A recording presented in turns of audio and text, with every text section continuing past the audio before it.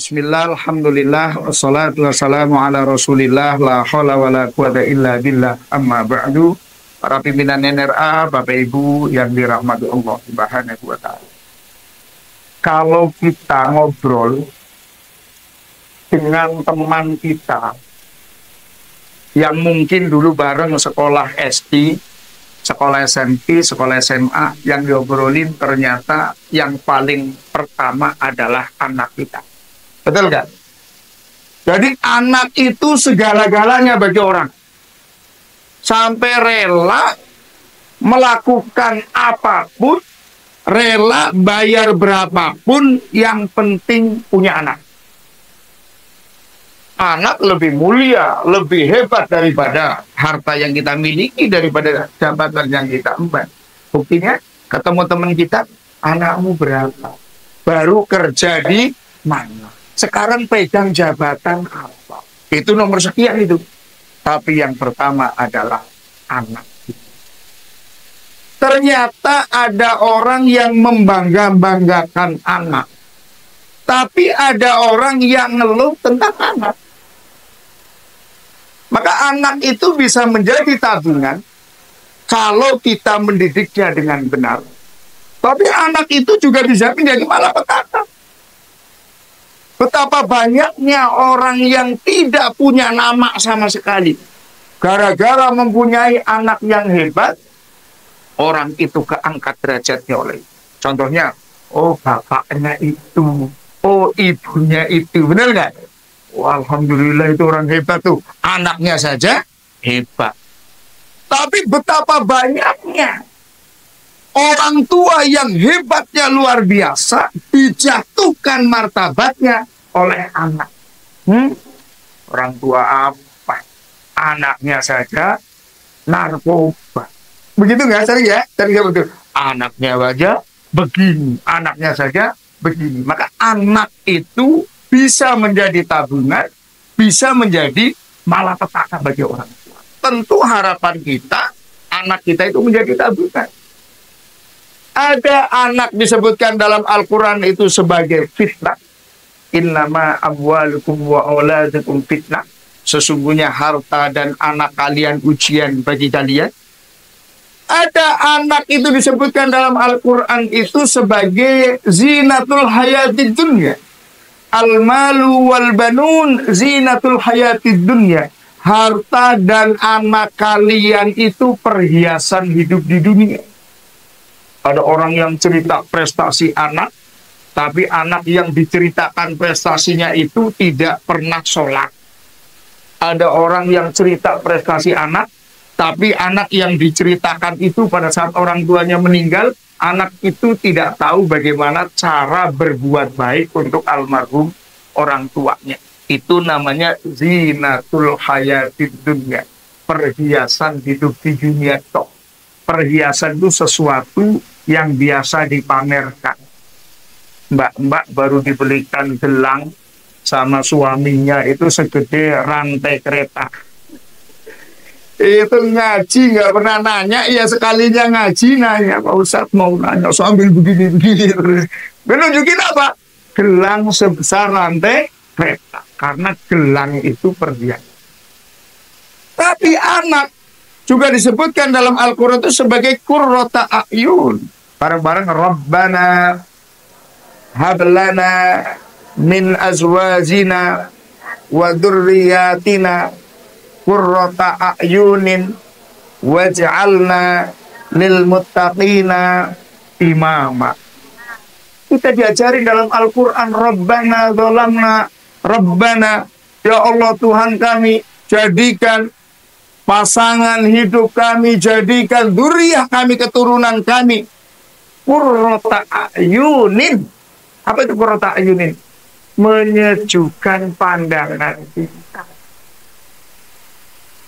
Kalau kita dari kantor habis gajian, di kantor senang, nggak ada masalah, pulang nyampe rumah, anak kita sudah dalam keadaan makmur, anak kita belum pulang-pulang. Atau gini dah, mbak-mbak yang punya anak remaja cewek, mau maghrib, dihubungin HP-nya mati, jengkel nggak? Dihubungin HP-nya mati, ini kenapa ini, kenapa ini? Itu anak tidak menyebabkan qurrata ayun, tidak menjadi qurrata ayun. Tapi kalau anak yang qurrata ayun, secapek apapun kita, sesumpek apapun kita, pulang lihat anak itu jadi tersenyum, itulah qurrata ayun. Lelah kita lihat anak lagi di atas saja, lagi baca Al-Quran, hilang itu lelahnya. Kita nggak punya duit, anak kita ngomong, kita pulang langsung datang, Pak, saya mau naik Iqra, tolong dong Pak, belikan Iqra, umpama kayak gitu. Gak punya duit, senang kita. Itu yang disebut qurrata ayun. Pertanyaannya, bagaimana kita bisa mempunyai anak yang soleh? Karena semua orang kan pengen anaknya soleh. Ayo kita bareng-bareng. Saya punya anak, Bapak Ibu punya anak, gimana caranya Al-Quran menjadikan anak kita soleh? Yang pertama, kita harus menjadi orang yang soleh. Birru aba'akum tabarrakum abna. Berbuat baiklah kalian kepada kedua orang tua kalian. Nanti anak kalian akan berbuat baik kepada kalian. Jadi yang kita rasakan tentang anak kita, itu adalah buah dari yang kita lakukan kepada kedua orang tua kita. Siapa yang pernah bikin orang tuanya nangis? Nangis karena kecewa, nangis karena sedih, nangis karena nakalnya kita. Ayo bareng-bareng kita doakan orang tua kita. Bismillahirrahmanirrahim. Rabbighfirli wali walidayya warhamhuma kama rabbayani shaghira. Kita berbuat baik kepada orang tua, nanti anak kita akan berbuat baik sama kita. Kalau kita tidak baik sama orang tua kita, kalau kita cuek sama orang tua kita, anak kita juga akan lebih cuek sama kita. Siapa yang punya anak rewel? Siapa yang punya anak rewel? Sekarang anak-anak kita, Bapak Ibu, dipanggil sama kita itu kadang sampai bibirnya doer itu nggak nyaut. Tapi kalau HP-nya bunyi langsung lari. Berarti peran kita kalah dengan HP. Kadang juga emak-emaknya ini yang membuat itu. Kenapa emak-emak seperti itu? Anaknya kalau nangis dikasih HP jadi diem.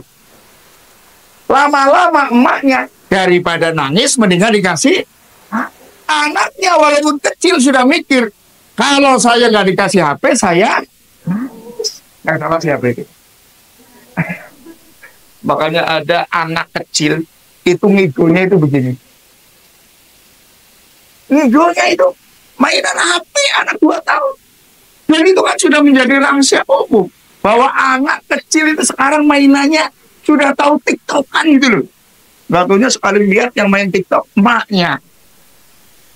Ini kan sekarang luar biasa anak kita. Mari jadikan diri kita soleh sehingga anak kita akan soleh. Apapun yang kita lakukan untuk orang tua, itulah yang akan diperbuat anak kita kepada kita.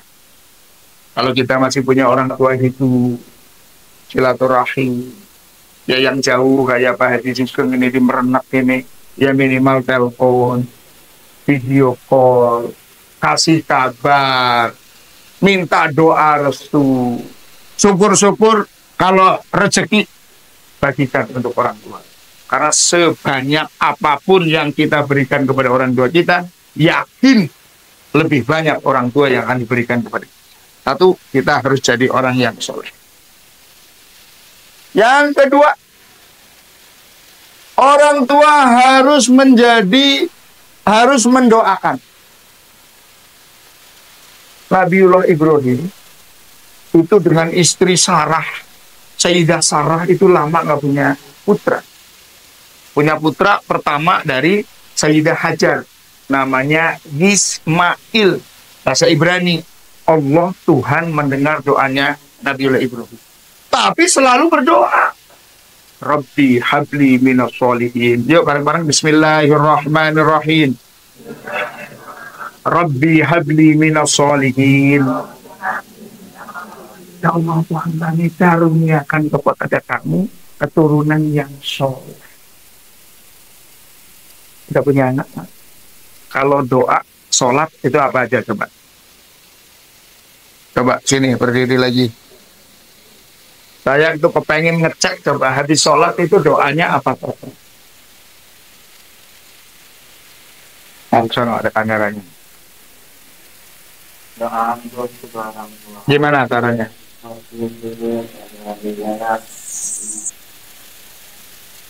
Terus? Udah,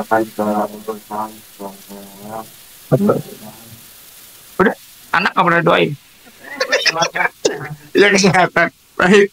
Artinya bahwa anak itu harus didorong dengan doa. Apalagi bapak-bapak, apalagi ibu-ibu. Ibu-ibu itu 3 kali lipat dibandingkan bapak.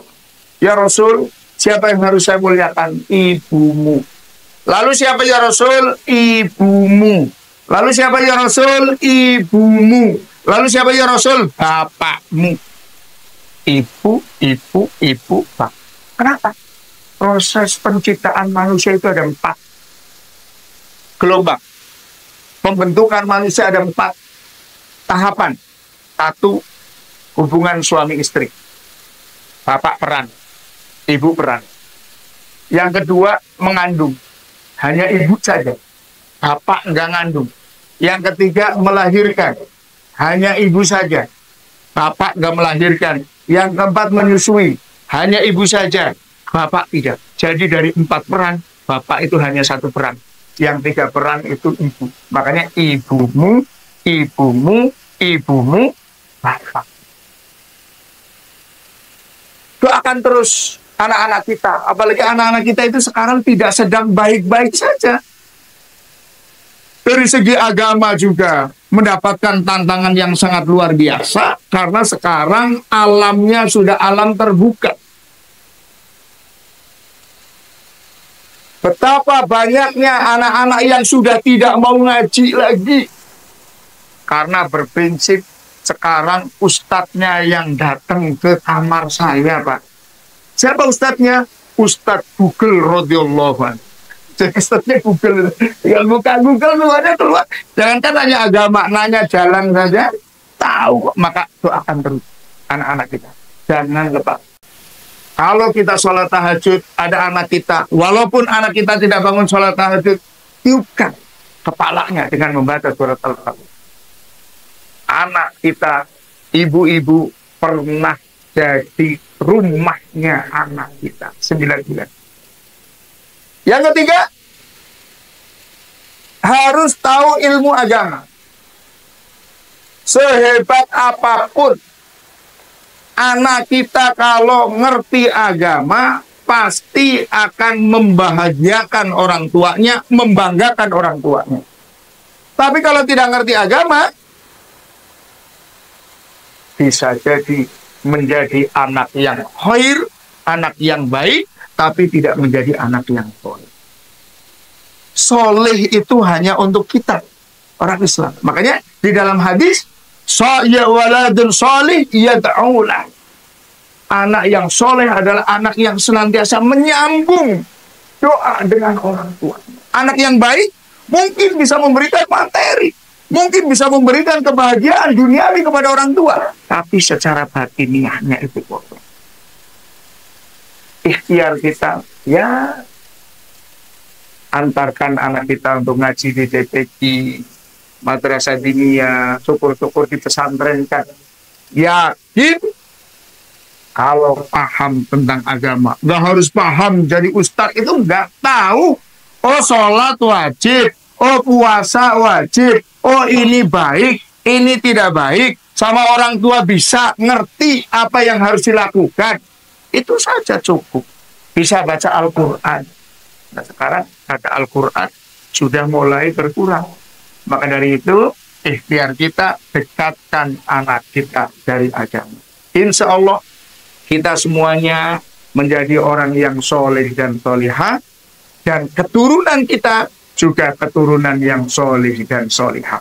Sehingga kelak kita tuanya bahagia, tuanya dijadikan, kita menjadikan kedua orang tua kita ratu dan raja di saat sudah tua.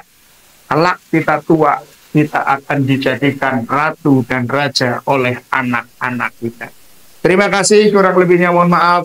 Wassalamualaikum warahmatullahi wabarakatuh.